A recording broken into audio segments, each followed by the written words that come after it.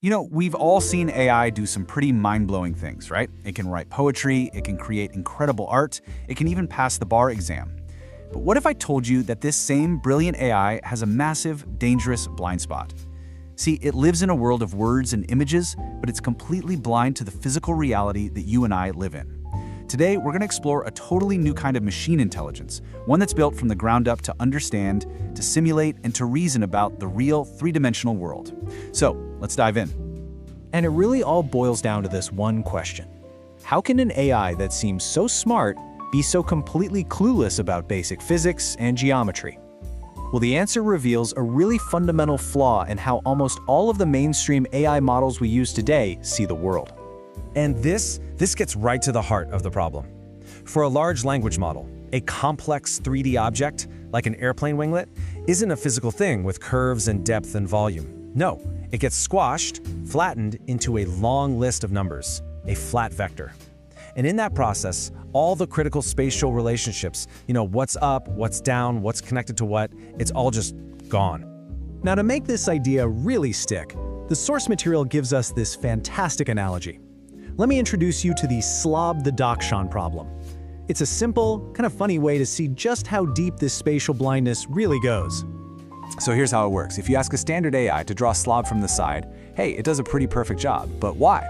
Well, it's because it's seen millions of 2D pictures of dogs from that exact angle, and it's just memorized the statistical patterns. But here's the crazy part. The moment you ask it to rotate slob, say 45 degrees, the whole thing just falls apart. You might get a tail coming out of his nose. The model has absolutely zero internal concept of a dog's 3D structure. It's not understanding reality, it's just matching patterns. Okay, so we've had a quirky example with a dog, but now let's scale this up. Because this blind spot goes from being kinda funny to being incredibly dangerous when we start dealing with high-stakes physical systems. And this quote from the source material just says it all, doesn't it? If you're just making a graphic for a presentation, a good enough statistical guess is fine. But when lives are on the line, when you actually need to understand the physics of a real-world object, well, faking it is not an option. And just think about these situations for a second. We're talking about calculating the forces on an airplane wing, containing the plasma inside a fusion reactor, or managing an entire nation's energy grid. These are not places where you can get by with statistical guessing. These are places where you need a true mathematical understanding of physical laws, period. So this brings us to the first big piece of the solution. Building an AI that doesn't just guess at the physical world, but one that actually speaks its mathematical language right from the very beginning. And this solution is called geometric AI. Instead of flattening everything into a list of numbers, it represents objects using their true geometry. Now, the architecture behind this is something called a graph neural network, or a GNN. The source material explains it with a great analogy. Think of it like a high school gossip network. You've got the students, who are the nodes, and the relationships, whose friends with whom are the edges. And information, or gossip, passes between them. Now here's a really crucial point. Not all information is created equal. Geometric AI actually understands the difference between scalars and vectors. A scalar is just a simple number, right? Like temperature. If you rotate an engine, its internal temperature doesn't change. But a vector has both a number and a direction, like wind velocity. If you rotate that same engine, the direction of the wind force on it definitely changes. This is a critical distinction that standard AI just completely misses. And all of this leads to the superpower of geometric AI, a concept called equivariance. This isn't a guess, it's a mathematical structural guarantee. It basically means that if you rotate the input, like our airplane winglet, the output rotates in the exact same predictable way. The AI doesn't have to learn this or guess, it just inherently understands shape and direction because it's baked right into its architecture. And here is the payoff. Look at this. On the left, a standard model sees a rotated winglet, and because it lost all that geometric data, its calculation of the airflow is totally, completely wrong. But look at the right, the equivariant GNN. It gets it perfect. It understands the physical shape, so it correctly models the physics. This is the difference between a wild guess and a mathematical guarantee. So, how does this new architecture build on itself? Well, once an AI can finally perceive the physical world correctly, the very next step is to give it the ability to predict the future.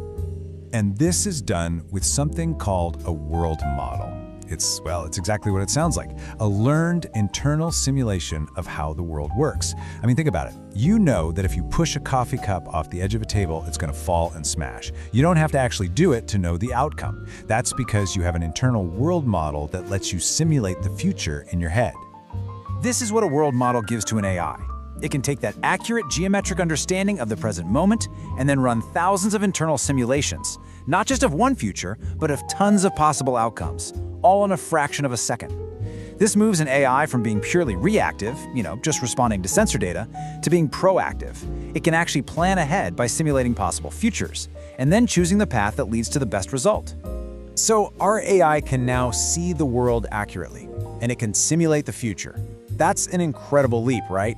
But there's still a final, crucial piece of the puzzle missing. It can predict what will happen, but it has no idea why. And that why? Well, that's the difference between just mimicking intelligence and having the real thing.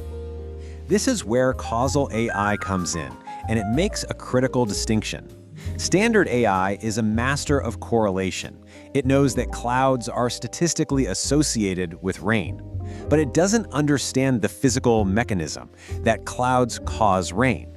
Causal AI is all about moving beyond patterns and understanding that underlying mechanism of cause and effect. So why does this matter so much? Because causation, that's the key to genuine reasoning. An AI that understands cause and effect can reason about totally new situations it's never encountered. It can ask what-if questions and truly understand the consequences of intervening in a system. It's what makes the final leap from being a really sophisticated pattern matcher to a genuine reasoning machine. Okay, so now let's bring it all together. Because these aren't three separate competing ideas. No, they're three layers of a single unified architecture, all designed for true physical intelligence. And here it is, the full stack. At the very bottom, you've got geometric AI. That's the perception layer that understands the physical structure of the world.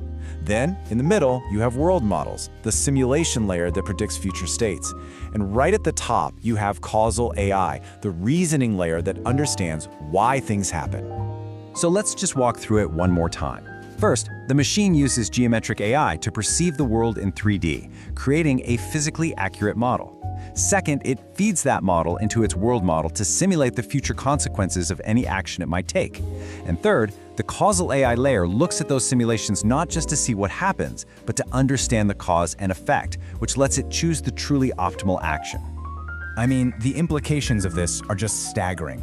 We're talking about a future where we can design safer airplanes, more stable energy grids, and way more reliable manufacturing processes. A future where catastrophic failures are found and fixed inside a computer simulation long before they ever have a chance to happen in the real world. And this all leaves us with a final, really powerful question. When a machine can perceive, simulate, and reason about the physical world with this level of sophistication, well, it stops being just a tool. It becomes an active participant in our world. And what does that future look like?